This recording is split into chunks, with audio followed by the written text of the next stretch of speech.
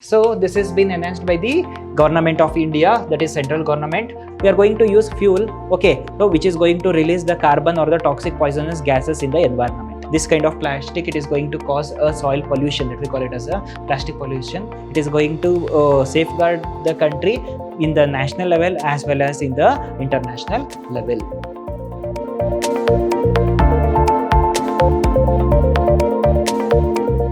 Hello everybody, a warm welcome to one and all. I am Mr. Hemant Kumar from the Department of Commerce and Management, Vidhyaashram First Grade College, MYSURU, the Temple of Excellence.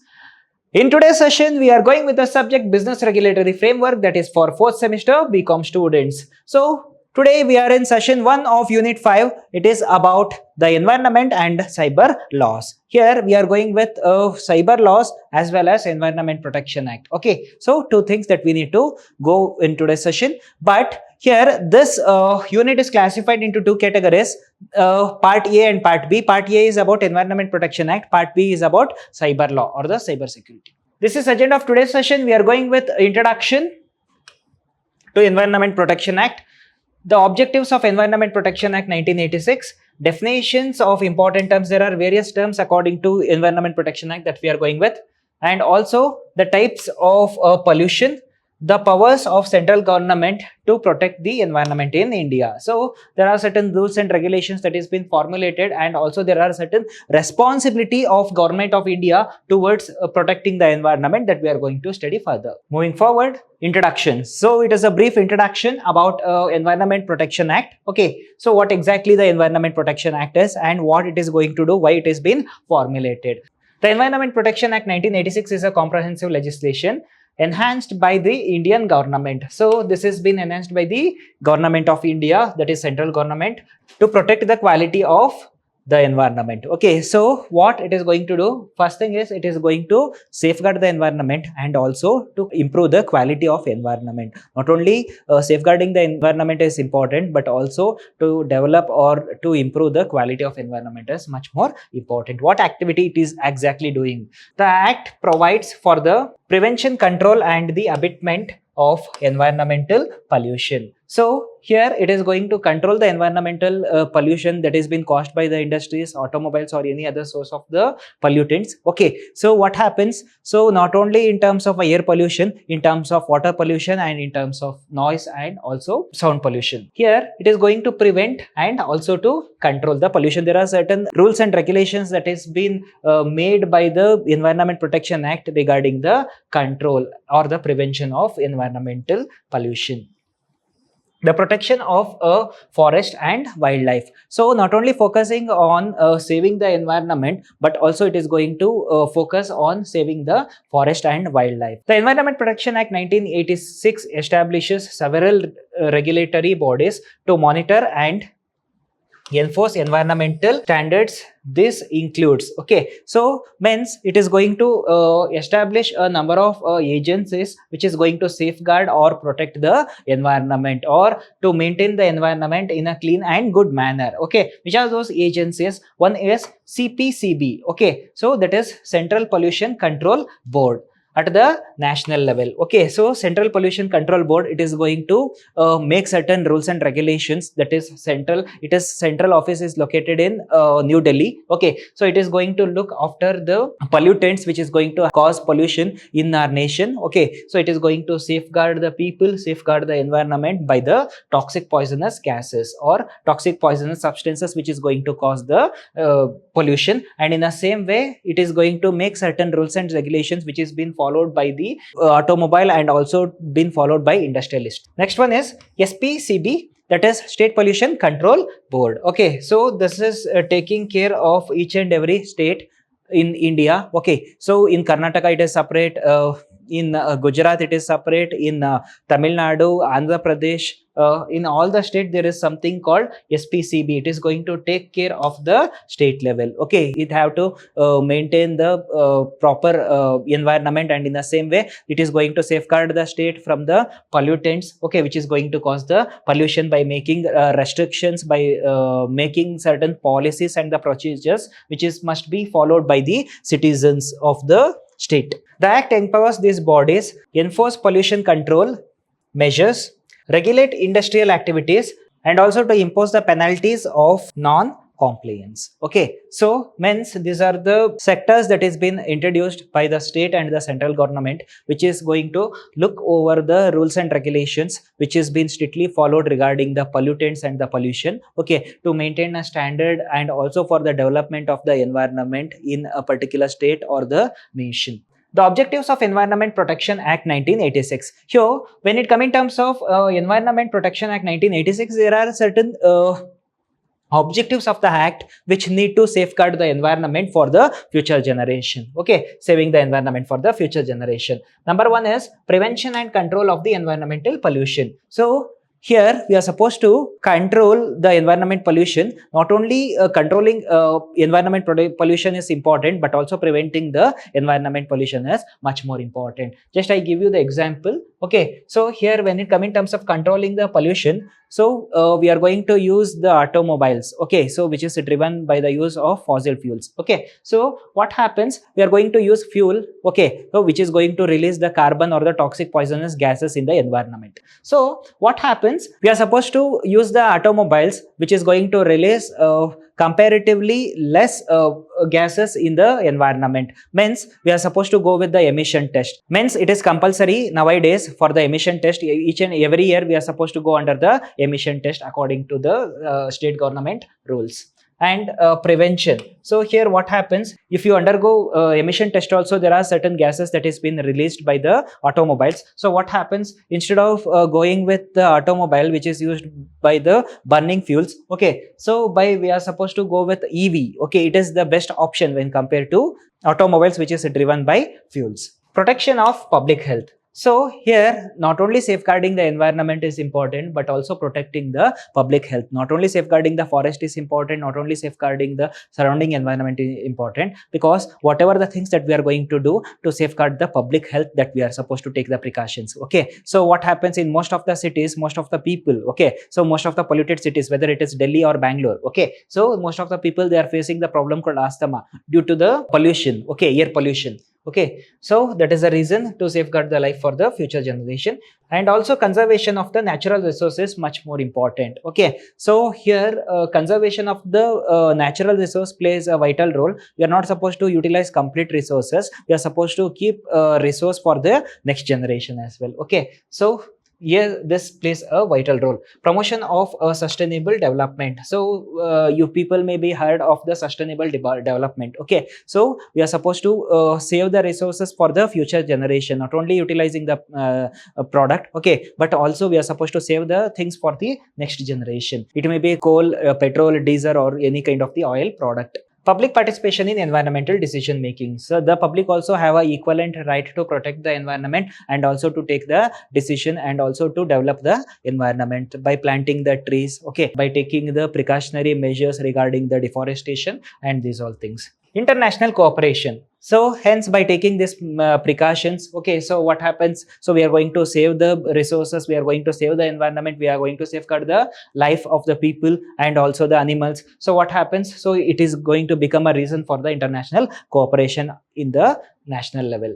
Definitions of important terms. There are few terms that is been given by the act. Okay, so we are going with the definition of a few terms. The first definition is about the environment. What exactly the meaning of environment according to Environment Protection Act 1986? The Environment Protection Act 1986 defines the term environment under section 2 subsection A as environment includes water, air and land. Okay, so as we know, so this environment consists of water bodies, land and air. And between water, air and land and human beings, other living creatures, plants, microorganisms and property. So here what happened, so there is a interrelationship or interlink between this water, air and land. Okay, there is no land without water, okay, no water without land, and in the same way no air without water and land have a inverse relationship. And in the same way, so it is going to safeguard the human beings, that is men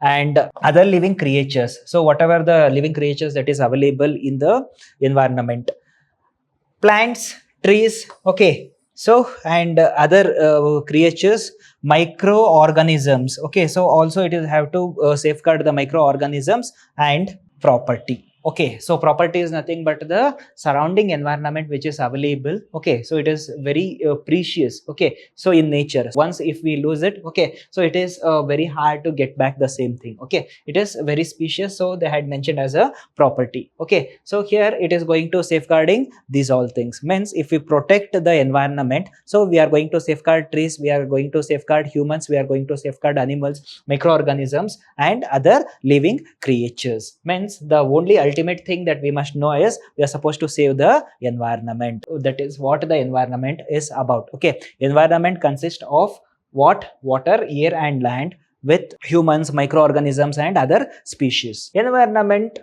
pollutant. So this environment pollutant is nothing but the pollutant which is going to cause pollution in the environment, that we call it as a environment pollutant. The Environment Pollution Act 1986 define environment pollutant under section 2 subsection B. The environment pollutant means any solid, liquid, or gaseous substance. Okay, so any kind of the solid, liquid, or the gaseous substances present in such concentration as may be or tend to be injurious to the environment, that we call it as a environment pollutant. Okay, so whether it is a solid substance, liquid substance, or the gaseous substance which is going to pollute the environment or cause the pollution in the environment, we call it as a environment pollutant. Environment pollution. Okay, so what is environment pollution? Environment over, okay, which is surrounding us. Environment pollutant, it is going to say about the toxic poisonous gases that is being released. Okay, whether it is a solid, liquid, or gaseous substances. Okay, it's about environment pollution. So environment, according to the Environment Protection Act 1986, defines environment pollution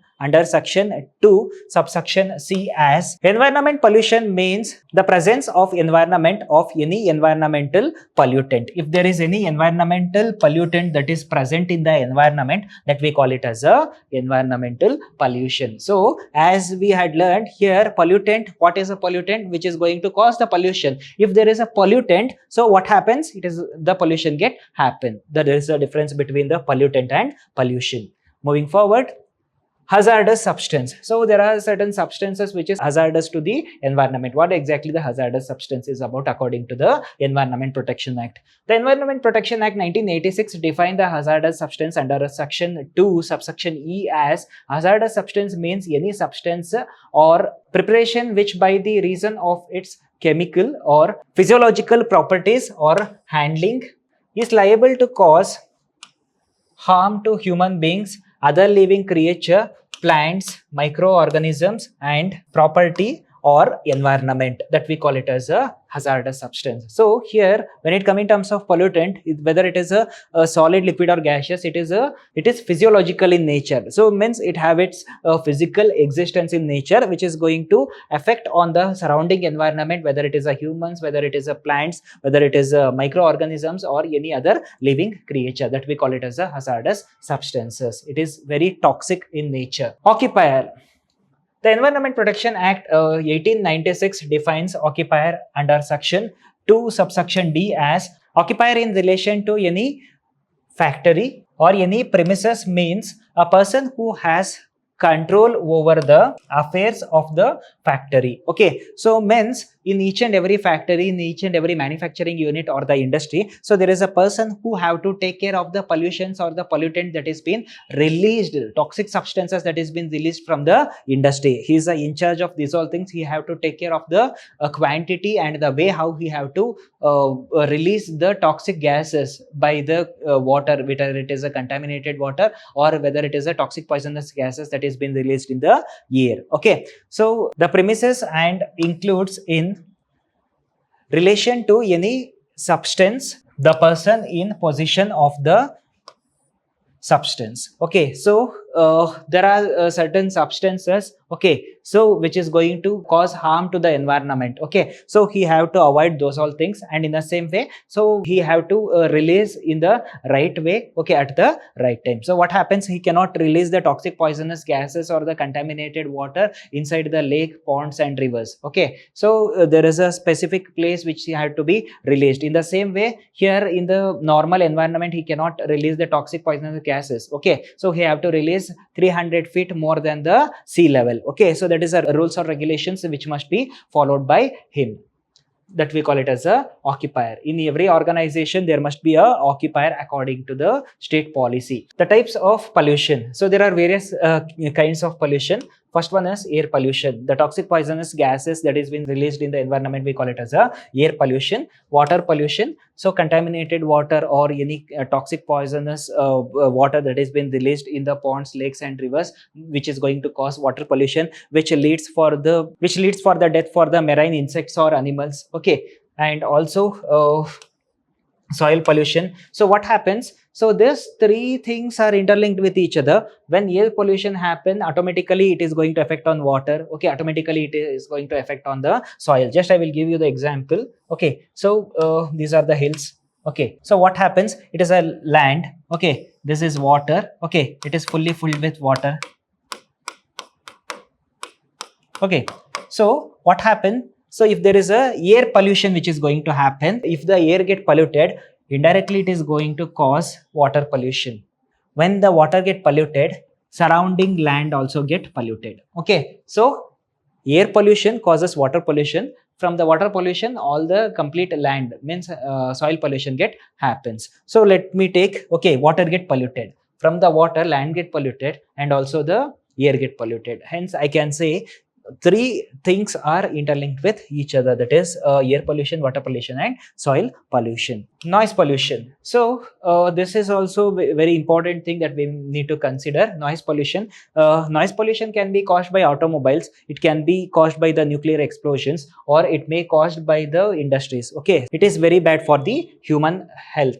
Thermal pollution. Okay, this thermal pollution can happen while testing the war equipments. If the war happens, okay, thermal pollution happen, especially in the nuclear power plant explosion. Okay, so this thermal pollution happen. Light pollution. It is a kind of a pollution that is going to happen by the light. So most of the times what happens in terms of a focused light, okay, so it is going to burn our skin directly or indirectly. It is also a kind of the pollution that is being made by the light. Radioactive pollution. So which has been caused by the radioactive radiation or waves. Plastic pollution. So there are certain plastic which is biodegradable and there are certain plastic which is not biodegradable, both degradable or non-biodegradable. This kind of plastic, it is going to cause a soil pollution, that we call it as a plastic pollution. Soil pollution. So as I said, so soil pollution, so this plastic pollution is going to cause the soil pollution and also it is very toxic in nature. The powers of a central government to protect the environment in India. So there are certain powers of central government. So it have a complete right to make rules and regulations, to create the procedures, okay, to safeguard the environment. Which are those powers? From Constitution of India. Okay, so there are certain powers that is been given by Constitution of India, not only to safeguard the environment but also to develop the environment. Okay, so if there is any forest fire, if there is any animals that is being killed, or if there is any loss of resources that is going to happen, so they are supposed to take the precautions to avoid those all things. And in the same way, so they have to go with afforestation. Okay, the number of the trees, availability of the trees, the number of the pure oxygen that is available in the particular geographical location, they are supposed to take certain precautions and work towards the development. Improvement environmental laws that is made by the central government. Okay, so there are certain environmental laws that is being made by the central government which must be strictly followed by the citizens or the inhabitants. Central institutions for the environment. If there is any problem which is going to happen for the environment, okay, so who is responsible for that? Central institution of the environment. So if anybody who is going to illegally causing pollution to the environment, illegally he is going to do unfair activities which is against the law, this is a party or this is the association which is going to take care of those people. Okay, means avoid those kind of illegal activities. International work. So it is going to safeguard our nation, it is going to safeguard the country in the national level as well as in the international level. Other powers, and also as I said, the central government also have the complete right, okay, to make new rules and regulations. In the next session we are going with part B. It is about cyber laws. Okay, so here as I said at the beginning itself, So this unit is classified into two categories. Okay, one is Environment Protection Act, second one is cyber law. Okay, in part A we had gone through the Environment Protection Act. Okay, this is part B. It is going to say about the cyber law. What exactly the cyber law is, which are all the things that we need to consider according to the cyber law. Thank you.